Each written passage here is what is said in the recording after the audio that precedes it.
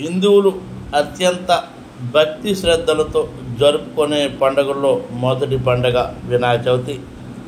ఈ వినాయక చవితి సందర్భంగా కొత్తవలస పట్టణంలో కొనుగోలుదారులతో కొత్తవలస జంక్షన్ అంతా కిటకిటలాడింది. ఎన్నడూ లేని విధంగా ఈ ఏడాది జంక్షన్ అంతా కలకల్లాడుతూ కనిపించింది. పలు ప్రాంతాల నుంచి ప్రజలు పూజా సామాగ్రి, వినాయక ప్రతిమలు, పత్రులు కొనేందుకు శుక్రవారం సాయంత్రం రావడంతో కొత్తవలస పట్టణం అంతా పండగ వాతావరణం అయితే నెలకొంది. దీంతో ప్రతి దుకాణంలో కూడా కొనుగోలుదారులతో కిటకిటలాడిందని చెప్పుకోవచ్చు.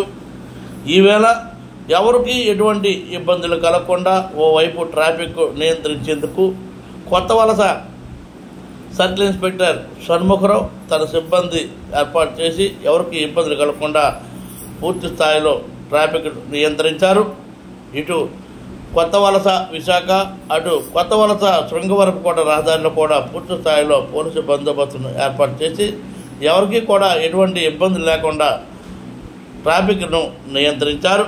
అయితే ఒక సందర్భంలో ఈ యొక్క వర్షం రావడంతో అమ్మకందారులు కాదంతా దిగులు చెందారు. అయితే వెంటనే ఈ యొక్క వర్షం లేకపోవడంతో ఒకేసారి ప్రజలందరూ కొత్తవలస జంక్షన్ చేసుకొని సందడి చేశారు. ఇది ఏమైనా అన్ని ఏడాదుల కన్నా ఈ ఏడాది అత్యంత భక్తి శ్రద్ధలతో వినాయక చవితిని అత్యంత ఘనంగా జరుపుకుంటున్నారని చెప్పుకోవచ్చు.